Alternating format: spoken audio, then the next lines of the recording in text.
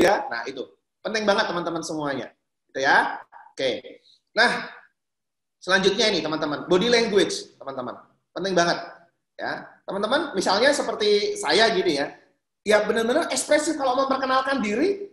Hai, nama saya Perdana Wisnu, saya biasa dipanggil Wisnu. Saya sangat concern banget terkait dengan data dan jaringan. Nah, gestur tangan ini penting banget nih, body language. Hai, nama saya Perdana Wisnu, dipanggil Wisnu. Saya concern banget. Itu kan jadi kurang impactful gitu, teman-teman semuanya.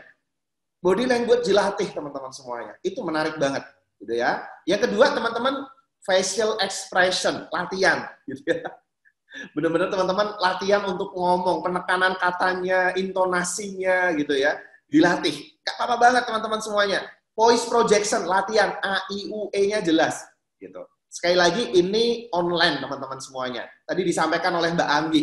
Mudah-mudahan sinyal internetnya bagus, kuotanya bagus, gitu ya. Sama yang terakhir PLN, gitu ya. Listriknya juga support, gitu ya. Nah, positive mind, ini penting banget ini. Ini menurut saya jauh lebih penting dari yang sebelumnya. Apapun yang terjadi, teman-teman semuanya, kan kita nggak bisa ngontrol apapun yang ada di sekitar kita. Maka positif aja gitu.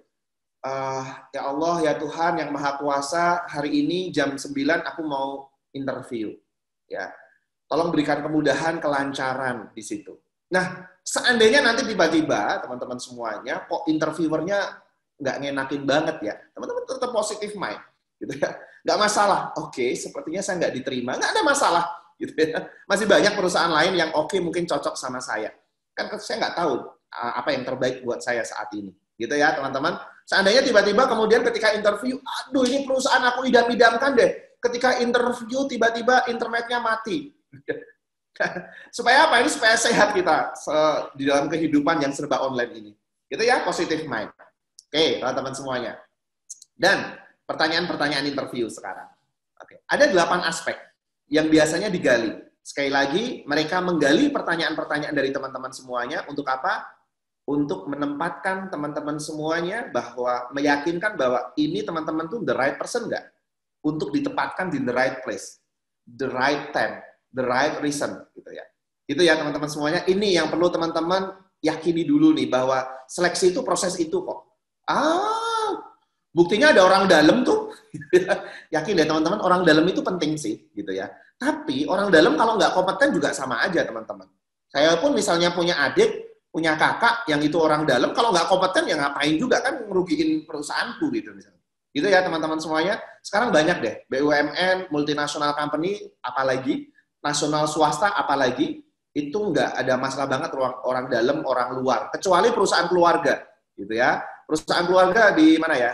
Di Kudus itu ada perusahaan keluarga banyak tuh. Ada Noyorono, ada dulu Jarum perusahaan keluarga juga. Gitu ya. Itu kalau itu orang dalam penting, orang dalam keluarga maksudnya gitu ya.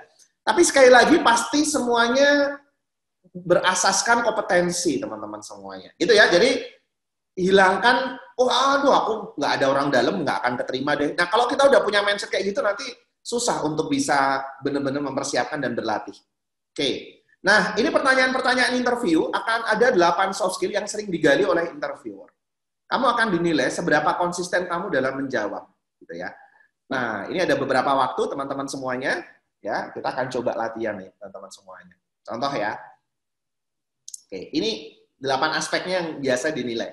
Ada analytical thinking, creative thinking, decision making, adaptability, self confidence, teamwork, leadership, sama digital mindset. Gitu ya, teman-teman semuanya.